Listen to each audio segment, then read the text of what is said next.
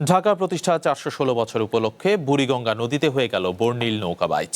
হাজার হাজার মানুষের উচ্ছ্বাস আর আনন্দে মুখর হয়ে ওঠে নদীর দুই পার। উৎসবে অংশ নেন নৌ পরিবহন মন্ত্রী, মুক্তিযুদ্ধ বিষয়ক প্রতিমন্ত্রী এবং ঢাকা দক্ষিণ সিটির প্রশাসক।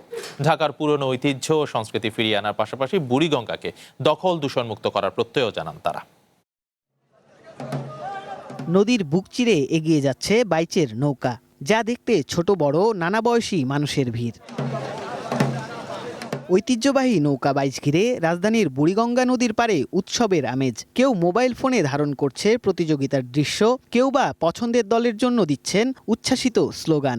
নগদ নিয়ে এলো হার না মানা হার অফার। সর্বনিম্ন 10,000 টাকা রেমিটেন্স নগদে পাঠালে থাকছে স্বর্ণের হার জেতার সুযোগ। ঢাকা প্রতিষ্ঠার ৪১৬ বছর উপলক্ষে এই আয়োজন করে ঢাকা দক্ষিণ সিটি কর্পোরেশন। দক্ষিণের প্রশাসক বলেন, ঢাকাকে হৃদয়ে ধারণ করার জন্য প্রতি বছর এরকম নানা উৎসব পালন করবে নগরবাসী। ঢাকাকে উপলব্ধি করার জন্য এর সংস্কৃতি, এর কৃষ্টি, এর খেলাধুলা, যেমন আমাদের কবুতর উড়ানো হবে, আমাদের কাওয়ালি উৎসব হবে, প্রতিটা উৎসবে আমরা করব। কাজে আমরা চাই প্রতি বছর এইরকম এই ঢাকাকে মানুষের হৃদয়ে স্থান দেওয়ার জন্য এই উৎসবটা আমরা প্রতি বছর করব। ঢাকা ৬ আসনের সংসদ সদস্য ও মুক্তিযুদ্ধ বিষয়ক প্রতিমন্ত্রী বলেন, নৌকা বাইচের মতো প্রতিযোগিতাগুলো বিভিন্ন জাতীয় দিবসে আয়োজন করা হবে। এর মধ্য দিয়ে তুলে ধরা হবে আবহমান বাংলার ঐতিহ্য ও সংস্কৃতি। বিজয় দিবস, স্বাধীনতা দিবস, জাতীয় দিবসে এই ধরনের কম্পিটিশন আয়োজন করা হতো।